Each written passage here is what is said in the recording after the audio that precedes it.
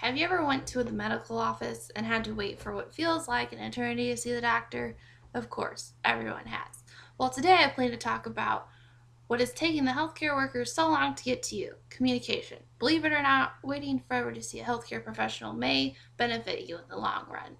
From working in the healthcare field for 3 years now, I have found that healthcare works at its own pace, either super slow, extremely busy, never a happy medium. If you have never worked in the healthcare setting, you may not realize how important communication is between healthcare professionals and patients. It could possibly result in a life or death situation. According to the Joint Commission of Accreditation of Healthcare Organizations, communication errors are a cause of 60 to 70% of preventable hospital deaths. That's a pretty high percentage. Today I will be talking about how important communication between healthcare professionals and patient really is, how miscommunication can lead to medical errors, and how healthcare has advanced over the years to prevent more errors from happening.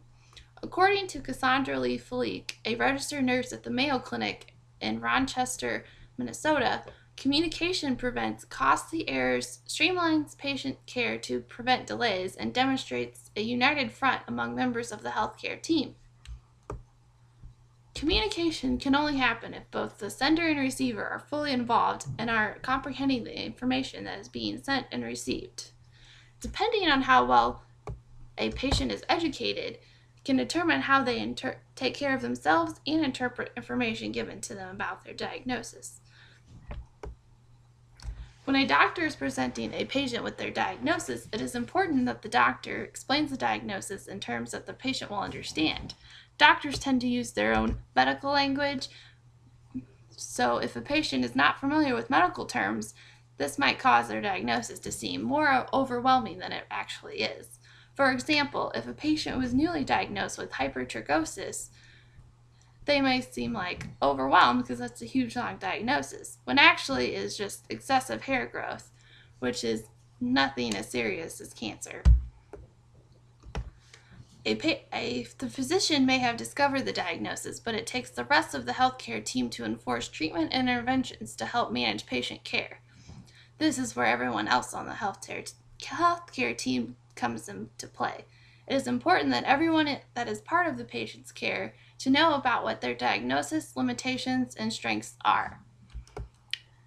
Usually in a med-surg unit in a hospital or physician's office, nurses or unlicensed assistive personnel, UAPs, spend the most of the time communicating and assisting a patient. It is important that a patient-provider relationship is established so that the patient will feel comfortable to share information about their health. If there is a block in communication, it may cause a problem in providing the full care that the patient needs. Nurses and UAPs should establish a good communication relationship as well, because they will most likely be interacting with the patient the most, and they are the ones that are most likely to notice a change in the patient's health status. Over the years, healthcare facilities have enhanced or created new ways to increase communication thanks to technology. One example is through charting. More facilities have made the switch from paper charting to computer charting. This is easier for every professional that is involved in the patient's case to see the information immediately when it is updated and to add information if necessary. Anyone can access this information within the hospital on a secure network.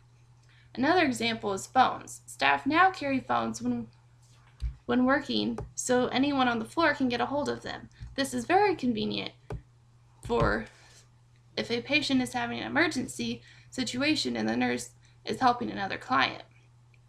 Errors can be largely preventable by well-designed procedural policies and good execution of problems. Many facilities are now offering or requiring their employees to take continuing education courses that can cover what to do in emergency situations and how to properly communicate with other staff members and patients. With this being said, it's important that every member of the healthcare team is aware of the role they play in patient care and how important communication is to patient care. With everyone in the healthcare team working and communicating together, we can help decrease the large percentage of errors due to communication.